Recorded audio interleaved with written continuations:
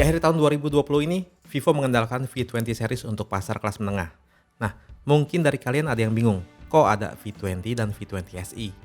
Emang bedanya apa aja? Dan lebih cocok beli yang mana? Oke, berikut ini adalah panduan dari kami. Ada V20 dan V20 SI.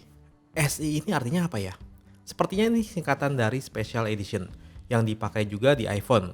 Nah, V20 SI harganya lebih murah 1 juta dari V20 biasa.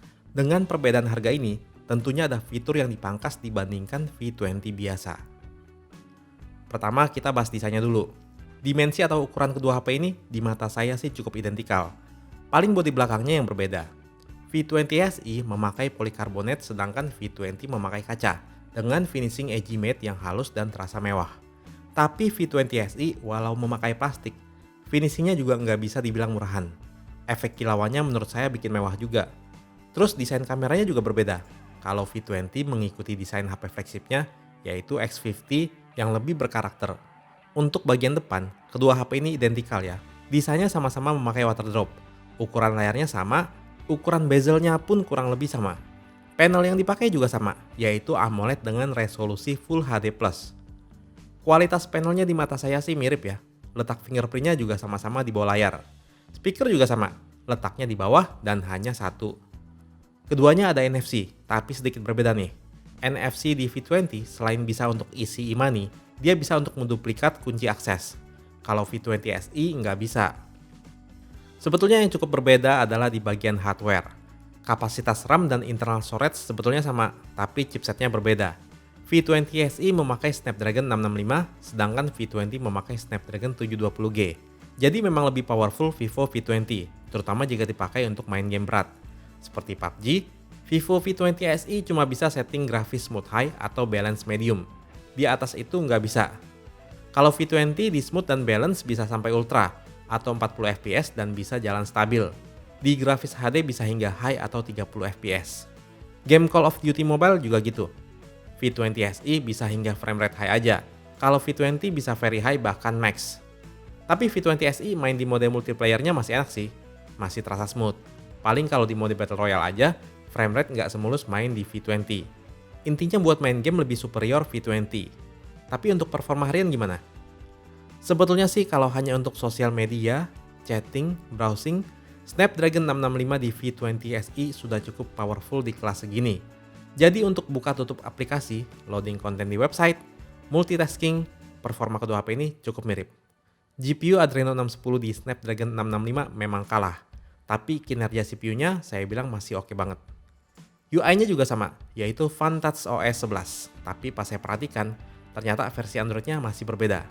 V20 SI berbasis Android 10, kalau V20 sudah berbasis Android 11. Tapi masalah update di SI saya rasa hanya tinggal tunggu waktu aja. Sekarang ke bagian yang cukup berbeda juga, yaitu kameranya.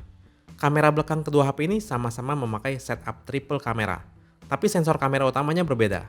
V20 SI beresolusi 48 megapiksel, sedangkan V20 beresolusi 64 megapiksel. Kamera super wide-nya sama, yaitu 8 megapiksel. Begitu juga 2 megapiksel depth sensornya. Hasil kamera ultrawide-nya di beberapa kondisi masih lumayan mirip, paling beda dikit di warna. Tapi di beberapa kondisi, terutama pas backlight, hasil dari keduanya cukup berbeda.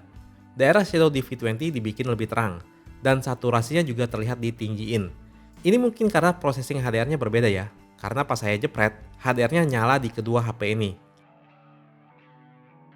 Pas di malam hari, kamera ultrawide-nya terlihat lebih baik V20 biasa. Kalau yang SI, terlihat lebih noisy fotonya. Ditambah super wide SI nggak ada night mode, sedangkan V20 ada.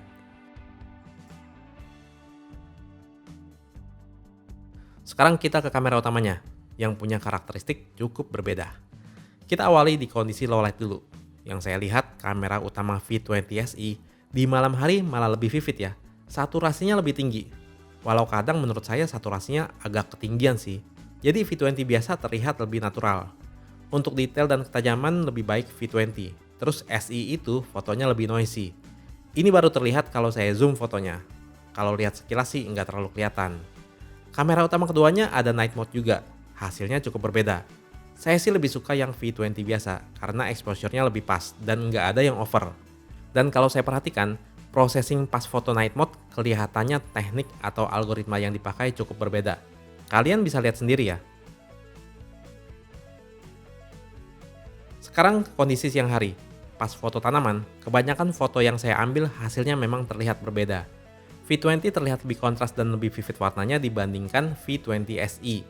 Kalau saya zoom terlihat lebih detail dan tajam juga dibanding SE. Kalau foto manusia agak terbalik ya. V20 SE malah kelihatan lebih kontras. Mungkin karena daerah shadow di V20 biasa dibikin lebih terang. Jadi bagian muka kelihatan terang semua. Kalau foto pemandangan, terlihat V20 biasa daerah shadow-nya lebih terang. Tapi pas foto backlight malah kebalik ya. Saya juga bingung. Terus saya juga udah coba foto berkali-kali dan memastikan HDR di kedua HP-nya nyala. Kalau foto manusia tapi kondisi backlight, di V20 SE hasilnya sedikit lebih soft. Terus di V20 HDR-nya lebih agresif sedikit, terutama di daerah shadow-nya yang lebih terang. Terus kalau foto portrait, di V20 SE nggak bisa HDR, sedangkan di V20 bisa sekaligus nyala HDR-nya. Bisa kalian lihat sendiri perbedaan di bagian jendela. Sebetulnya untuk fiturnya ada sedikit perbedaan juga. Misalnya di mode portrait ini, walaupun keduanya bisa ngatur level bokeh, tapi di V20 bisa ngatur bentuk bokehnya, kalau di SE nggak bisa. Terus di kamera depan, selain resolusinya, ada beberapa perbedaan fitur juga. V20 dilengkapi dengan fitur Eye Autofocus, sedangkan SE tidak ada. Nah, di mode portrait, V20 SE nggak bisa mengatur level bokeh, sedangkan V20 bisa. Terus walau sama-sama ada fitur style, tapi pilihan style di V20 jauh lebih banyak dibandingkan SE. Untuk hasilnya, walaupun memang V20 hasilnya sedikit lebih tajam dibanding SE, tapi perbedaannya nggak terlalu banyak menurut saya. Sama-sama impresif sih menurut saya. Paling pas di low light ya, V20 SE suka terlihat lebih noisy. Tapi keduanya dilengkapi dengan night mode. Untuk perekaman video, pilihan resolusi di antara keduanya sama. Kamera super wide angle bisa hingga Full HD 30 fps. Kalau kamera utama bisa hingga 4K 30 fps. Dan di Full HD bisa hingga 60 fps. Perekaman video keduanya sebetulnya sudah dilengkapi dengan EIS atau stabilisasi. Tapi di V20 ada juga fitur Ultra Steady, sedangkan di V20 SE nggak ada. Memang fitur di V20 lebih banyak ya. Selain itu dia ada PIP video. Jadi bisa rekam dengan dua kamera secara bersamaan. Kalau di SE nggak bisa. Terus ada fitur art portrait juga, seperti bikin background jadi hitam putih, dan juga ada yang bikin background jadi ada bokeh. Fitur ini juga ada di kamera depan V20 ya. Kalau SE absen baik di kamera belakang maupun depan. Terus V20 juga dilengkapi dengan fitur steady face di kamera depan yang bisa bikin perekaman video lebih stabil. Selain itu keduanya ada slow motion, baik di 120 fps resolusi Full HD maupun di 240 fps resolusi HD. Untuk hasil yang 240 fps keduanya sudah smooth, tapi memang terlihat lebih tajam di V20. Dan di V20 ada pilihan untuk zoom walau memang digital, tapi terlihat lumayan tajam. Untuk kapasitas baterainya cuma beda 100 mAh, lebih besar SE sedikit. Tapi charger keduanya sama-sama sudah memakai flash charge 33 watt. Oke, kesimpulannya kalian lebih cocok yang mana? Memang secara keseluruhan, Vivo V20 lebih superior dibandingkan V20 SE. Seperti desain yang lebih mewah dan unik, walau SE lumayan cakep untuk material polikarbonat. Terus, fitur kamera di V20 lebih banyak. Tapi untuk hasil foto, V20 SE sudah termasuk lumayan bagus di kelasnya saya bilang.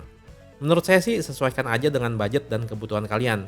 Misalnya kalau cari performa gaming, tentu lebih cocok V20. Tapi kalau untuk pemakaian biasa seperti sosial media, performa keduanya nggak berbeda terlalu jauh. Ya udah gitu aja. Sekian dulu video perbedaan antara kedua HP ini. Semoga bermanfaat bagi kalian yang bingung memilih. Sampai jumpa lagi di video berikutnya.